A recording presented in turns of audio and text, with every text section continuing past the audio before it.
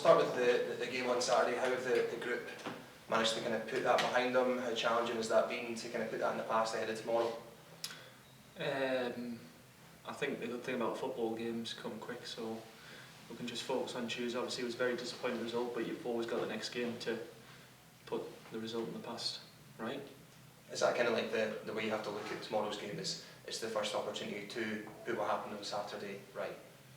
Definitely, yeah, and it's a chance to get 3 points and obviously secure third position as we stand. And how are you finding your time in Hibs so far? Thoroughly enjoyed it. Great city. Everyone's been so welcoming, and the football's been good so far. Obviously, the past result, but obviously my debut game was some first game to go into him, 3-3. So yeah, thoroughly enjoyed it so far. And how was kind of like the standard of both the players on the pitch and the venues you've gone to? How's that compared to what you might have expected before you came here? I think I didn't expect anything less really. I knew it was going to be intense. Like I said, I think Scottish football's getting better and better each year, so I wasn't surprised when obviously the training and the standards have been so good. And what about working under David Gray so far? How have you found that? Been very good. Like I said, intense the way we train, but obviously we play like that, so it's been very good. And I know you weren't here last season, but because of what Hibs achieved for how well that season went, there's now quite a lot of expectation this season. How were you and the players managing that weight of expectation?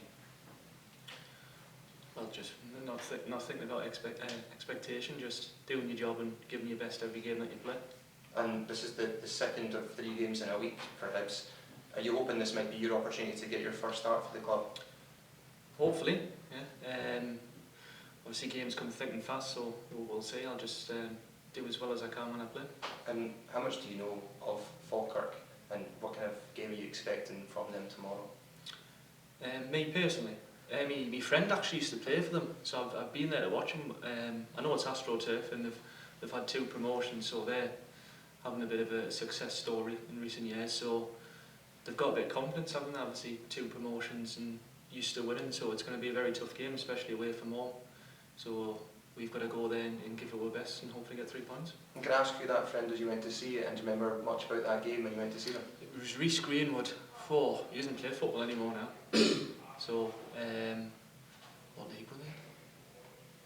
I can't remember, I'm going to have to ask him. But I definitely remember I used to play for Falkirk. And you mentioned that AstroTurf pitch. How does that affect you when you're playing on it, if at all? I don't have a clue. I've never played on AstroTurf. First time. So, I don't know. Is that something that's discussed with the team, with the manager? Is that something you need to kind of prepare yourself for? Not really, no. I think the AstroTurf used in the league's a very good standard, I'm assuming, so I don't think it's much different to grass, really. And last question for me. It's 2 difficult away games after this one. Not that Falkirk isn't difficult, but how much more important does getting 3 points tomorrow become, given it's Celtic and Hearts after that?